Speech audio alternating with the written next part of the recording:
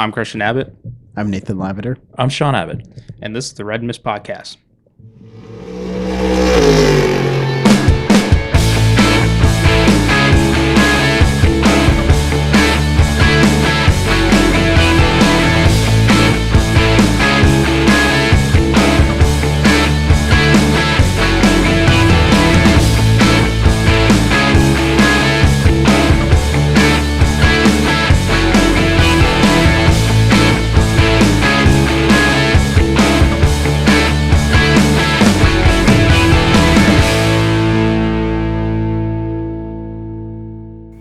Hello, welcome to the Red Mist Podcast, Season 3, Episode 20. In honor of this weekend's Indy 500. Number 20, the Wildcat 8B. Sorry, I thought it was 88. Wildcat 8B, built by Pat Patrick Racing. You know who built the Wildcat? Mm-hmm. Bob Riley. Bill's dad. Bill's dad. Okay. Driven to the 1982 Indy 500 win by Gordon Johncock. So there we go, a little Indy nostalgia. Yeah. Tonight's episode, we'll talk about Formula One at Imola, a real track. I won't pronounce the name of the race because it'll take the whole podcast. We'll talk IndyCar qualifying. Then we'll talk news and notes, and there's some breaking news today. We'll kind of discuss Larson's chance in a double. Yeah. So, anyways, on that note, let's get started. Let's go to Imola. Welcome back to Europe. And I would say the first 3 practice sessions, if you're a Red Bull hater, it looked good for you. Yeah. And how did it turn out in the end? No. Not so good. Not so good. Business as usual. Business as usual. Would like to focus on one thing on the race, and a welcome back to TV land on F1 TV, David A. Valsecchi, who brought enthusiasm and everything else to it. Yeah. Oh, it's just fantastic. His time on the pre-race show, his time in the practice, they put him in the pit lane, they put him out on the track. Oh. Easily top favorite commentator. Oh, he's my, well, yeah. Actually, I like Jolien in the booth, but if it was Alex Jakes and Davide in the booth for that race, it would have been like old days in Formula 2, Formula 3. Yeah. Half the reason I watched to watch those races. Although the F2 had a very classic GP2 like start. Yes. Actually, the F3 race had a little bit, not as much, but a little bit of chaos. But it was awesome. It was just so man, it was so much. It's just it's always a joy when Davide's there. He brings the enthusiasm. Yeah, like he's a true, and it's not fake. No, he's a true racer that likes racing. Like there's no sugarcoating with anything with him. No, which I like. But he just he describes what he sees from his eyes. He's almost like a fan and a racer. Exactly. It was just beautiful, love it. Although when he said shift, I thought he was saying shit. Anyway, so that was good. That was a plus. Actually, the Formula One, the F1 TV broadcast was great. On the other side of the fence in Sky, no Crofty this weekend. He wasn't there. I didn't watch even bother. any of it. I didn't know. I know. Was he just on vacation? They're giving him a rest on a couple races a year. Oh, okay. So. Right. So I don't know if it was lights out and away we go or what, but anyways, I was stuck in F1 TV land because I was trying to get all my Davide I could get. Yeah, I think the guy who called the race, Harry Benjamin. Yeah, what do you know what he does? He's done lower formula races and stuff like that. Yeah, okay. He's very good. Yeah, he's very good. Because I couldn't remember if he's done some of the F1 esports stuff or not. He could have very easily. They had him with Karun. Yeah. I like Karun. Yeah. I I kind of wish maybe they had, if Crofty was out, maybe they put Martin in there, but whatever.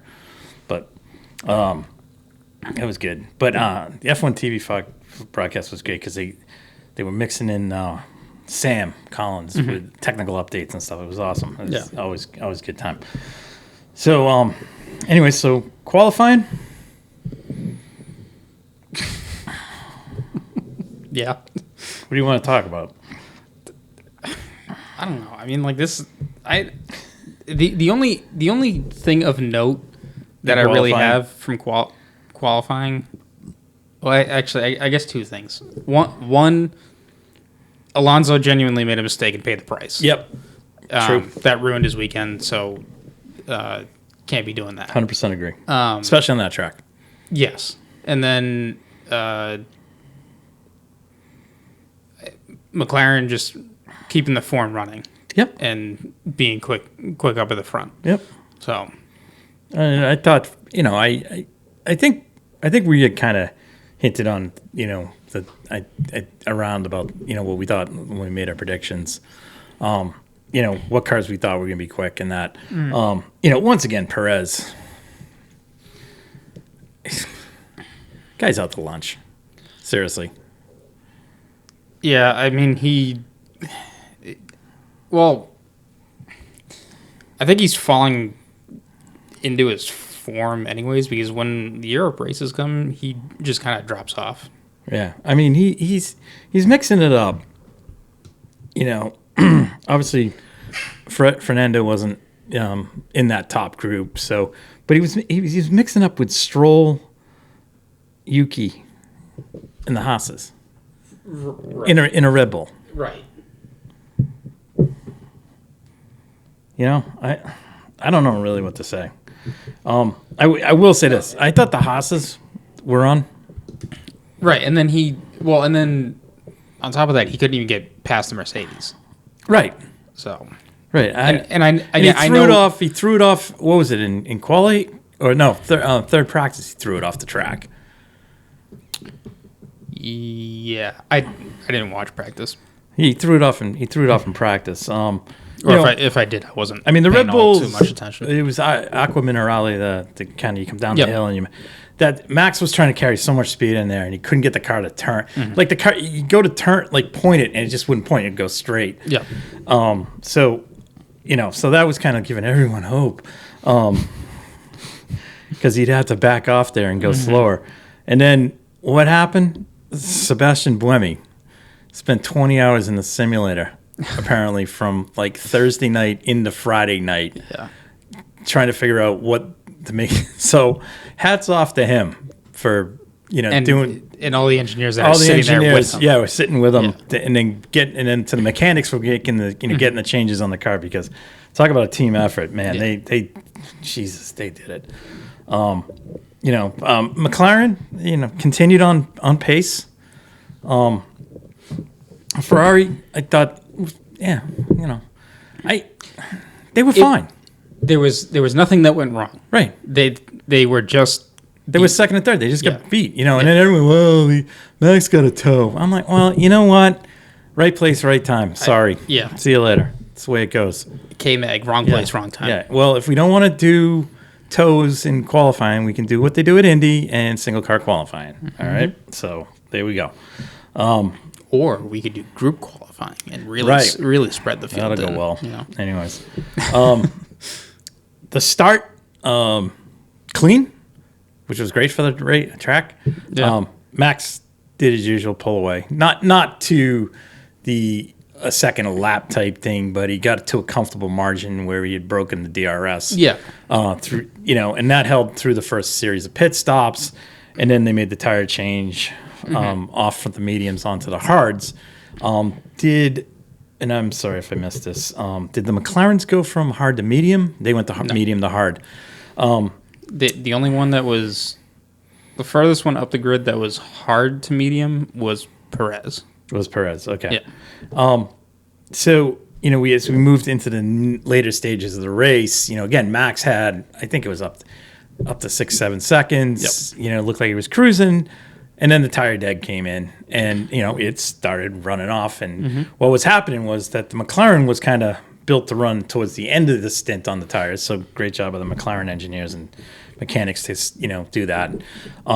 Because honestly, Norris wasn't complaining on the radio. No, he was just out of breath. Yeah, he was just out of breath because he was turning fast laps trying to keep up. I didn't hear anything from Max either. It was just like whatever. Until we got to the Mercedes duo, and George, can I have 6th place back? No. I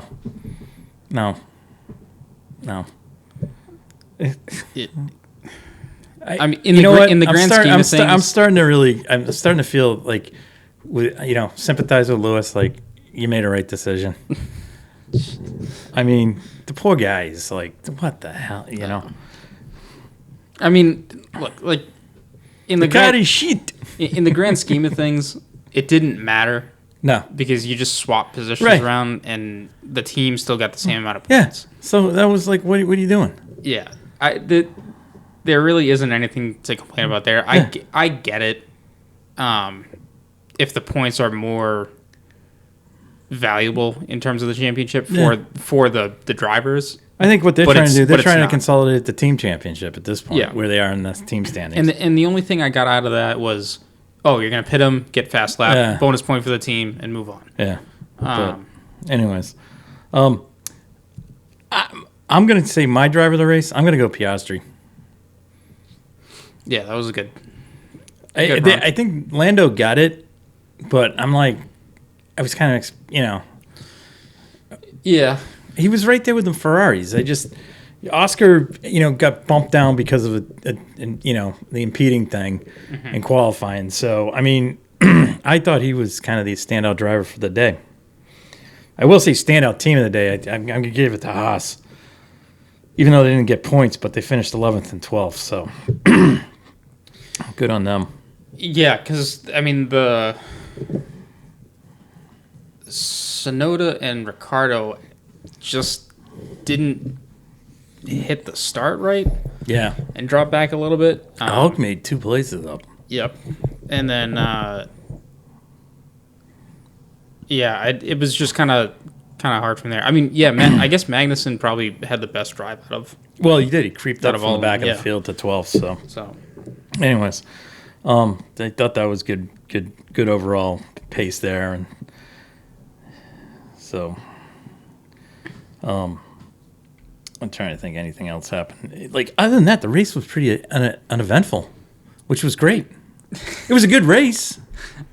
I was going to say, like, this is about as standard of a Grand Prix weekend that you could have had. A lot of excitement in practice. Yeah. And then qualifying went the way. Don't get me wrong. All the times were very close. There was not a runaway driver, right? So you couldn't make mistakes. So no complaints. And when Perez made probably the biggest mistake, which cost him 5 seconds at the end of the day, and ultimately, I don't think Mercedes would have pit George if he hadn't lost those 5 seconds because of that pit window. But I mean that just shows every driver had to be on it and mistake free all day to end up where they were. Yeah, no, I agree. So it's not like, I mean, yes, Max. I think, what did he do? I think he lapped up to 10th or 9th, something like that. Hold on. No. And then, I mean, how far back was... the first guy lapped down was 10th, the Yuki. Okay, and then how far back was Leclerc and Piastri? Leclerc was 8 seconds behind Max. Piastri, another 6 seconds behind Leclerc for 14 seconds. Carlos was another 8 seconds. The Mercs were 35 and 47 seconds behind. Okay, I mean, compared to the previous races of the year, definitely the closest one. Yeah. because usually Max is Well, he'll have like a 20-second lead. The tire dig and how they had the car set up came into place, Yeah. so it was great. They got the old, well, if it went one more lap, I'm like, again, woulda, coulda, shoulda, Right.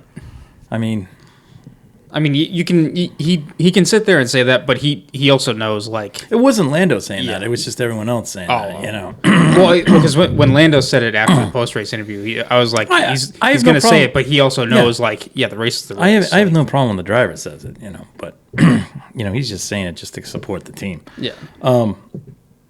Let's just take a quick look at the standings. Not much has changed at the top, though. Max has got a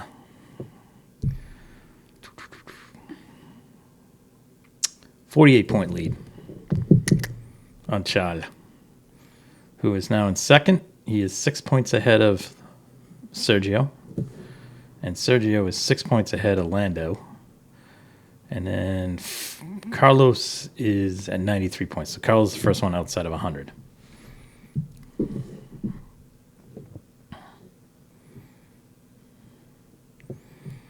On the team front, Red Bull's up. This is where Perez is killing them. Red Bull is ahead by 56 points. Ferrari second, 212. McLaren, 154. And then a huge drop off to Mercedes at 79.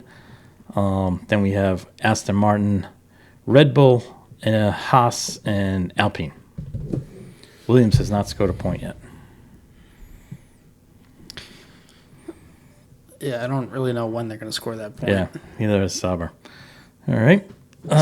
Sauber will pick one off at some point because they've been kind of creeping. Like a rain race or something? I don't know if it's going to take a rain race. It's definitely going to take some retirements from a couple teams in the top 10, but it's not clear what track suits them. Yeah. Because it just seems like lately you can't really get a good read of whether it's the drivers having a bad day, the car having a bad day, or the pit stops having a bad day. Mm-hmm. I mean, it just seems like it's a lot of bad luck for them right now, or just not enough practice to get the car where it's going. Gotcha. There's definitely miscues there. Williams, I have no idea when Albon is going to score the point. Gotcha. I mean, we can sit there and probably speculate Monza, but who knows? All right. We're off to the Grand Dame of Formula One races in the Principality, in the streets of Monaco.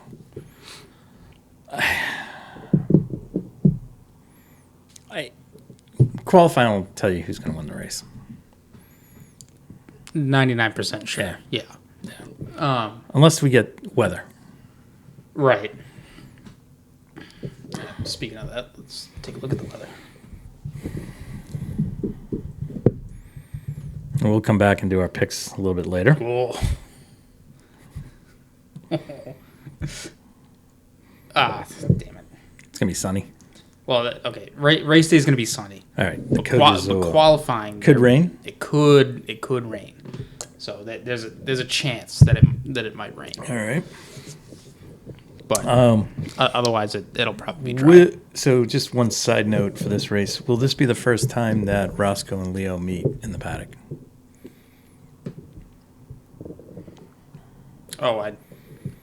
Has Lewis not brought Roscoe No. to any of the races? No. I don't know. It's because Angela's not there to carry the dog. Yeah. But it's in Monaco, so someone could bring Roscoe down from Lewis's flat. Yeah. Because right now, Leo's number one in the paddock. He is. He is. So, all right. That covers Formula One. Let's move on to what we call the greatest spectacle in racing. Should we get picks in for Monaco? No, let's do it at the end. Do it at the end? Okay. Because we'll do our picks for Indy. Yes. For Indy, we're doing a winner and a dark horse. Three winners and a dark horse. What do you mean we're doing three winners? We'll do 3 picks. we usually do one pick and a dark horse. Yeah, why not switch it up? All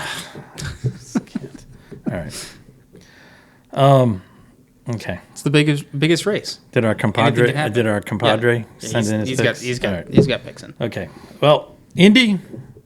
I think qualifying lived up to what it was supposed to be. Overall. Mm-hmm. A little drama at the end of the field. A lot of drama towards the front. I think the Penske cars are definitely, at least in qualifying trim. I'm not going to go race trim, but I'm going to qualify in trim. Definitely with the head of the field. Now, the one big misnomer for the Chevrolets, it's a big question right now, is the plenum fires. Yeah. The Hondas don't seem to be having them. No. And now the plenum fires came up last year because that's how Pato lost St. Petersburg. Mm-hmm. And there were a couple others during the season. And again, they were all Chevrolet related. So I think Chevy's probably spending a lot of time trying to understand what's going on there. Yeah, I mean, they alluded to it that in the morning practice session on bump day that they basically spent the whole time trying to figure it out. And then they came to a conclusion and nobody had an issue. Yeah. Yep. Which was promising for the race, but we still got all this week of practice. What we do. Let's exclude the Penske guys and congrats to Scotty Mack for getting the pole. Not really shocked that they were up where they were. I will say this, this is going to kill me on who qualified sixth, but the second row definitely had the, I don't want to say overachievers, but they had two of the hardest working guys, I thought. Mm-hmm. Rossi, who was definitely, he's been on point since practice, really kind of got underway that week, and he was giving it us all. I'm not surprised by this next guy, Larson. I'm not surprised. No, but I mean, he's definitely in a lot better car than what Alonso had when he tried. Yes. Now, I'm going to credit that to one thing. The fact that they committed to this a year ago. Yeah. Okay? So he's had time to, had I think McLaren did Alonso a year ahead, I think it would have been a lot better. Mm-hmm. That's just my opinion. I'm not, but I still think Alonso did a great thing. So, but Larson, I mean, it's just proven what a talent he is. Okay. Yeah. All right. I'm sorry, but the kid is.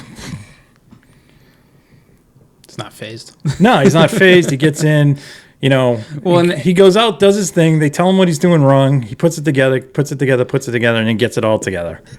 The other thing too is everyone was making the comment. He understands the cars. Everyone was making the comment of, he's never gone this fast before, and I'm like top speed is one thing. Like I get relative, it, right? But right, he's driven some high power to weight ratio cars, which helps slow it down a little bit. Okay, can I just say something? I would much rather get in an Indy car and go around the Indy 500, Indianapolis Speedway, trying to, almost kill myself, than try and strap in to a winged sprint car and definitely kill myself, or a midget.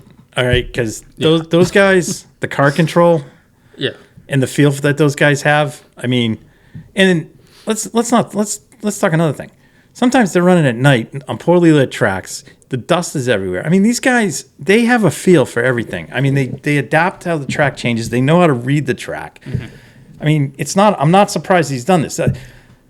Tony Stewart, same thing. Unfortunately, we never get to see it with Jeff Gordon because he made the fast move to NASCAR. Yeah. And I think he's kind of, somewhat might be kicking himself a little bit. I'm not saying that he would have stayed long term in IndyCar, but no, he definitely wishes he had a chance. He had a chance. But the sprint car guys are not, they're not flukes. The short track open wheel guys, I'm telling you, they're the most underrated drivers out there, I think. Mm-hmm. That's just my opinion. But I mean, Larson gets out of the car. Yeah, hey, how's it going? like they're running down to talk to him, and it's like the same Kyle Larson. It's awesome. Yeah. So I wasn't surprised with him.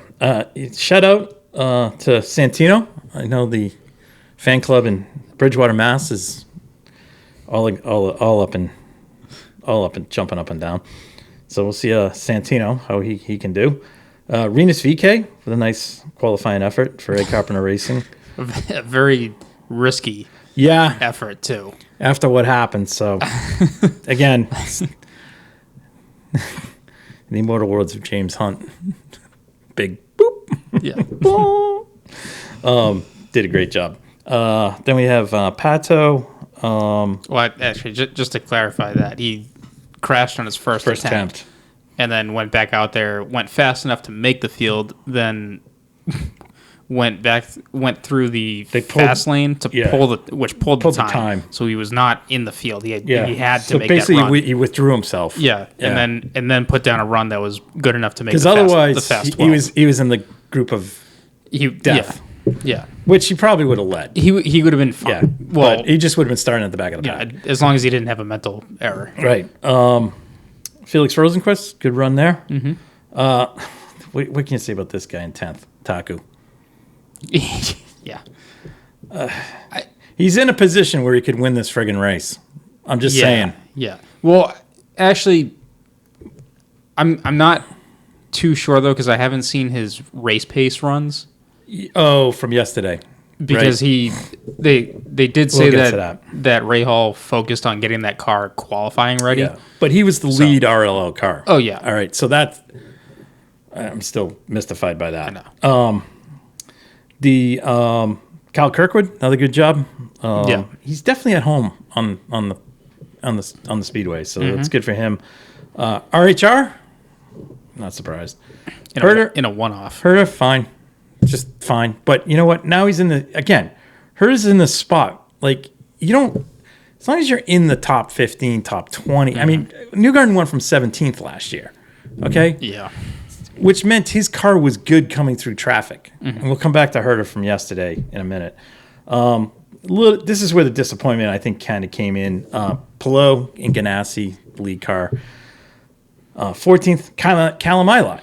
Again, so 15th. Great job in a one-off race. Yeah, I think Callum, it's just lack of time in the car, right? With the uncertainty of that seat this year. Yeah. So then we got Marcus Armstrong from Ganassi, Ed Carpenter. I think that was disappointing because Ed is using the top 10 at the Speedway. So I have to think that's a bit of disappointment. Kiffin Simpson, great job, rookie. Another disappointment here, Marco for qualifying, 19th, usually higher. Then we got Helio. Again, it's a one-off race. There's only so much he can do. I mean, sorry. Yeah, but I mean, again, he knows how to race. Yep. So that's his saving grace. Yep. Dixon, major disappointment in qualifying. Yeah, him and Palou definitely the two biggest disappointments, I think. Then we got Canapino, Stingray, Rasmussen, Blomqvist, Grosjean. I guess Grosjean. Well, I guess given the team he's with, I don't know.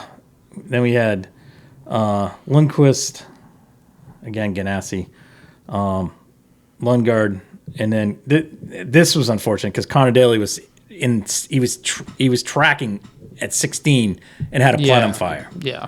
So again, that killed his run. He drops down. Still, fortunately, carried enough speed across the line to finish 29, so he didn't drop into the group of death. Yeah. And then we had the last one that qualified without the group of death was Pietro. So good job by him. Then we got the group of death, which was tough because Nolan Siegel had a crash on Friday. So, it wasn't just a crash; it was a crash, and he went over, which is never, it was the blow over really wasn't, like spectacular or anything like that. It just the car went with the got air under it and went up and over. Connor Daly had that happen. I mean, it's just that it's unsettling. Yeah, because he didn't know what he did wrong. So they had, of course, it's Dale Coyne. They had to put the car back together. Nolan's not in the car. This is where it hurts not having a driver in the car all year. Okay, and nothing against Nolan. So he came out. He's also a rookie. And he's a rookie. So, but he's talented as all hell. Yeah. Marcus Ericsson, another one, crash. And I think that shook him a little bit. It shook his confidence. So yeah, he's in the field. So let's see how he rebounds from that. I don't know what to say. It's 2 years. Is this like 3 years in a row? He's been in the 2 years in a row, and last year he was bounced. Yeah, I mean, I don't know if it's. I don't know. I don't know what to say. I mean, look, he's done this race enough. Yeah. That I want to sit there and say it's the car. Right. Just because the mile an hour difference definitely seems like it's the engine, but I mean, if it is him, like it's hard to kind of tell unless it's just I mean, like if I was just kind of looking at this, I mean, the one, regardless of their thing with Penske, I would have had money on Stingray being down in this. Okay. Yeah. I think this is, if I look at the group of death, the one that shouldn't have probably been there but was there because of the crash was Marcus. Yes. Okay. Graham. Now, Catherine, again, it's a one-off. She's filling in for Jack Harvey. She's in Jack Harvey's car. I mean, this is a tough thing, I mean, I don't. So good on her to get in the field. Whatever. It's unfortunate Nolan had the crash and the blowover, because I think even if he was in this group of death, I think he had a chance. Yeah. A better chance than what he was facing. Right. Graham, you saw this coming on Friday. Yeah. I mean, this and I think Nate pointed it out. They were actually on Thursday. He kind of mentioned it. So, I don't know. So I don't know. We'll see what happens. I'm not expecting much out of those guys in that row. But I'm really kind of interested in. I think the rows where I'm kind of interested in are kind of 15th on up. So we're talking ILOT up, and then we got Pelot, Herter, RHR. So we'll see what happens. Could Dixon come from where he is at 21st? Yeah, it's going to be strategy. I mean, yeah, and it's going to be zero mistakes. So like 2 years ago, it was the pit lane violation. So there's going to have to be no mistakes. Well, and he did that from the front of the field too. Yeah, that was up front. And that was a dominant car too. Dominant car. So no mistakes. The guy that I think can do it is Pelot. I mean, he'll figure if they can figure it out, he'll do it. Now, if we go back to yesterday, Herta put on a show. He came out from the get-go, and it wasn't about being the fastest car out there, even though he finished second in the timesheets. He was out there race. So he would be in a group in the front, he dropped back past them. Come back in, go in the middle of the pack, come back in. And in his last run, he went to the back of the pack and came all the way through. Yeah. And that was before the stint, meaning all the tires and the fuel ran out.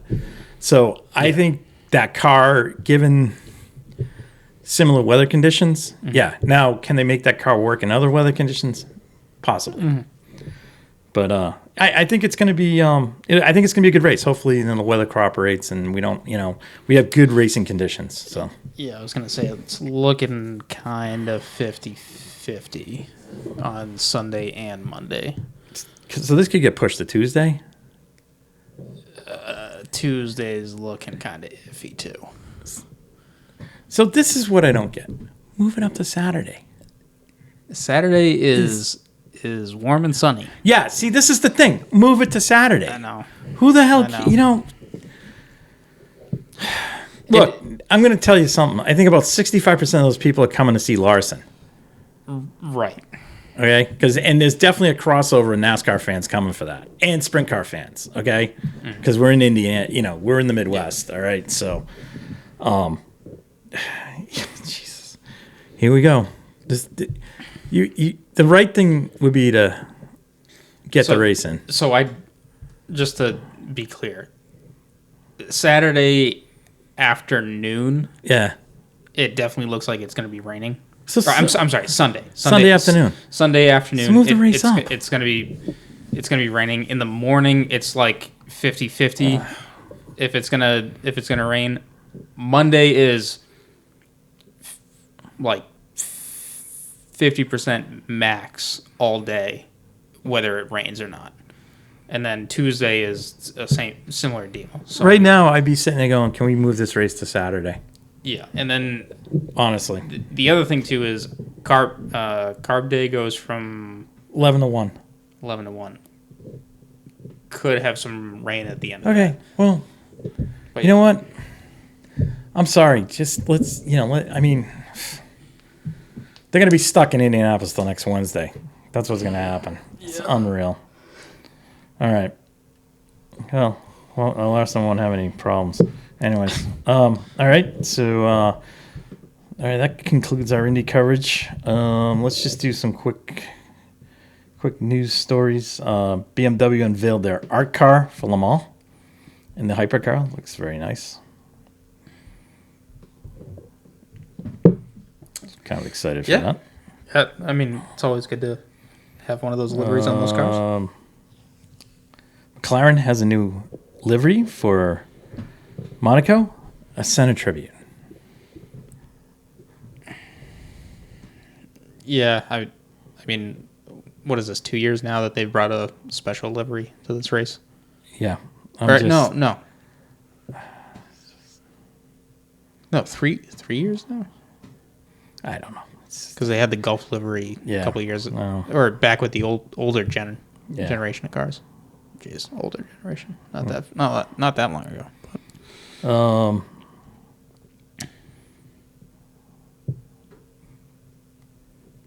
Just a lot of who's I heard Andretti made a big sign. Yeah, one second. I just they keep yapping about the driver market. I mean, Magnussen's at risk. It looks like Sainz going to Audi. Because for some reason, Red Bull is enamored with Sergio. It's just unreal. Anyways. As far as that stuff goes, I'll see it when I believe it. Yeah, so this broke this afternoon. Pat Simmons, formerly of Benetton, he was at Williams in the heyday, is joining as Chief Technical Officer. Yeah. Now, I did not see this coming. No. I did see a story several weeks ago how he was stepping down from his position.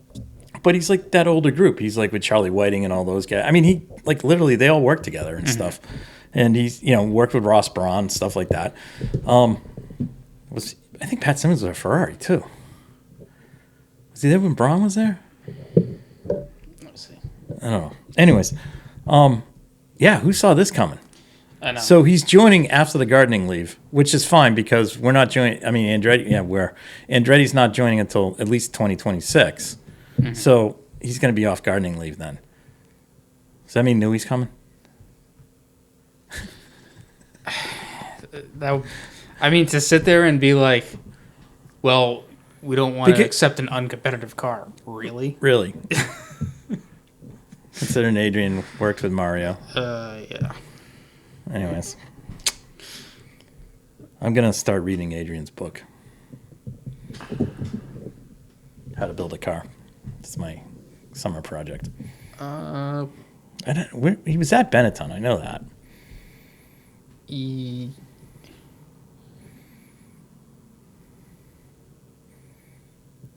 Yeah, he was there.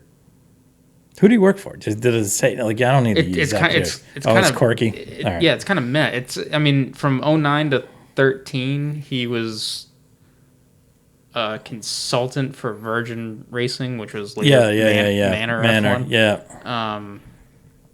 And then he later on in is this on Wikipedia? Because it's always right. Exactly. This is where I go for any news. This is my news.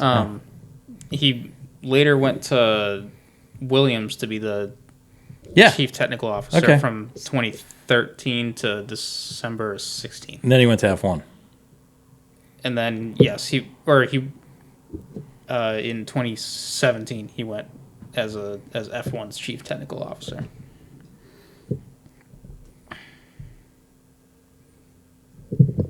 Just to let you know, he's won 4 drivers' championships, three team constructor championships, and 32 race wins. Granted, that was with Michael Schumacher and Fred. Mm-hmm.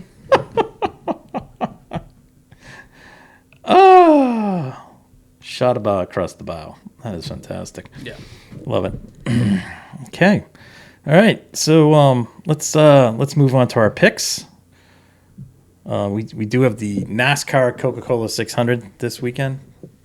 That is the second part of the double if Kyle Larson is not impeded by the weather. That's what else? Anything else going on this weekend? We got the usual 4 support races at Monaco, F2, F3, and the Porsche Super Cup cars. Yes, so, more importantly, the Porsche Super Cup cars. Yep, which is actually a decent race there. One thing I do want to bring up note, I got something else to bring. Vettel did a tribute run with the McLaren. Yeah. The Senna's McLaren. Yeah. You don't, I mean, when you look back on that footage, yeah, the cars looked big and racy, whatever. Like in period. In period time. But you look at it now, it's not. Today's camera, it is so small compared to what today's cars are. Don't forget when you put all those cars together, they all look the same size. Actually, I shouldn't say that. That car makes today's cars look so big. It's like Godzilla. Yeah, the cars need to get smaller. They do. I know. It doesn't. I know. They don't have to be these wide animals. Yeah. Anyways, like make the tires. Anyways, You can consolidate. I know because it's fine. Because I don't know where you pass in Monaco. Honestly. Honestly. Anyways, in the pits. Yeah, that's about it. Yeah. Well, if you're Ferrari, pray. Max does have a double race this weekend. Another one? I think he's got.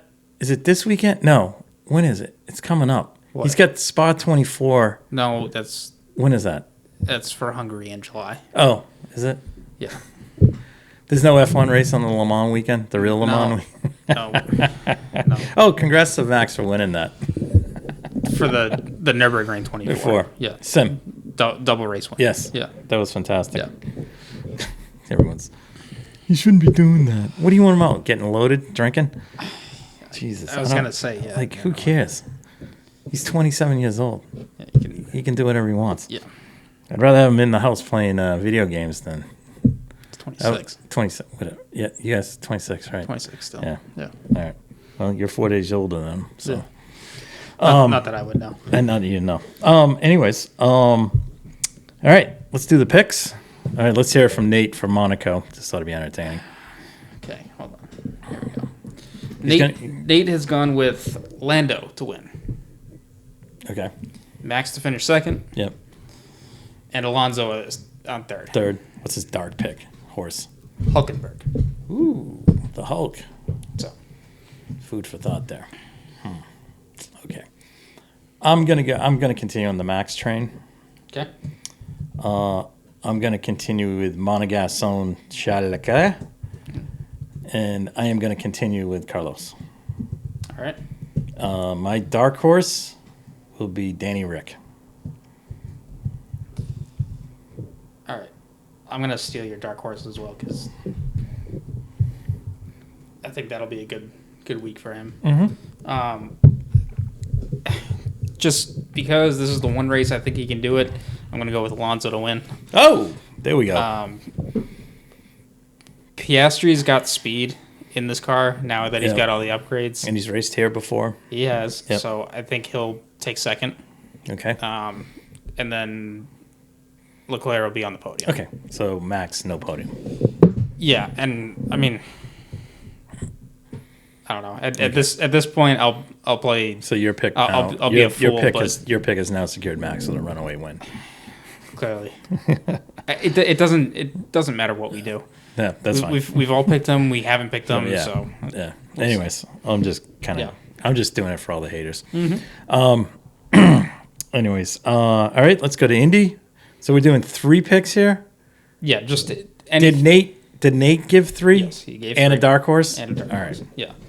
So his Oh God. 3 potential candidates to win. And they're all Penske. No. First one is Power. Okay, that's fun. That's his only Penske though. Yeah. Then he's got Herta. Yeah. And then Sato. And his dark horse is gonna be Larson. Can we call? Why is that allowed as a dark horse? Is that just because he's a rookie? I told him that. I was like, I don't know how you can consider him a dark horse, but his response was, he's a rookie and it's his first time. He's a rookie. He's probably the most prepared rookie outside of Fred that's come. Totally get that. Like in the modern time I know, here, you know? I mean, I'm not going back into the 80s and stuff. There was a lot of great drivers in the 90s. Unless we want to pick a true dark horse kind of deal, I think Larson's going to be the dark horse of the podcast. Yeah, all right. I'm going to go I'm going Rossi. Okay. I'm going to go Herta. And then I'm going Larson. All right. All right. My dark horse is going to be Rosenquist. Okay. Is he? Wait a minute. Where's he starting? He hasn't. Yeah, I'm going to go Rosenquist.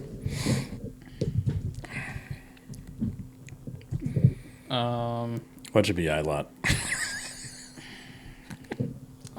Which wouldn't bum me out either. No, I don't want to disable my ad blocker. Oh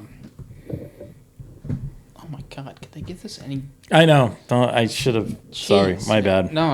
I picked. Don't worry about it. I'm going to go Rosenquist. Hold on. I'm going Furrow. This is better. I'm going Furrow.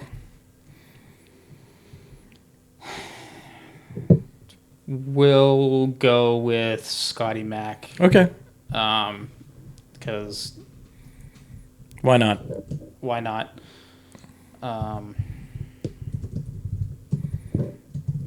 Who else we got? Who's further down?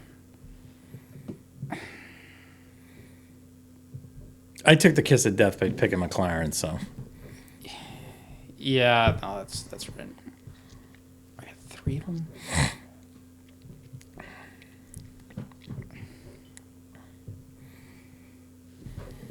All right. I go Scotty Mack, Santino. Oh, why don't you put Santino as your dark horse? No, because he legitimately shows up for this race. He does. Yeah. He finished third last year. Yeah, him and Foyt actually do a good job at this race. And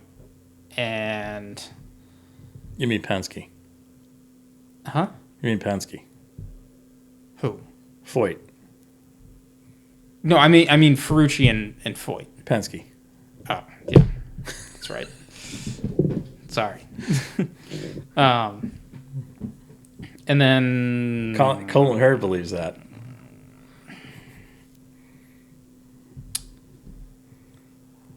I don't know. Let's go Plo. Say they figure. Is he the dark horse? No. That's I like that pick. Plo. I wasn't picking Larson as dark horse. My dark horse is Marco. Oh, all right, that's good. I like that. So, all right, that's cool. All right, well, we got to rest up. We got a big weekend here. Yeah, I will be assuming the Indy 500 kicks off and runs to completion. I will be safely tucked in by the time Kyle takes the green flag at the. I like to refer to it as the World 600, but the Coca-Cola 600. For those of you back in the day. Yeah, I mean it's not the All-Star race anymore. No, the All-Star race used to be then. Now it's a. Anyways, moving on. Yeah, we're not. It was. I'm not even talking. Other than that, good night.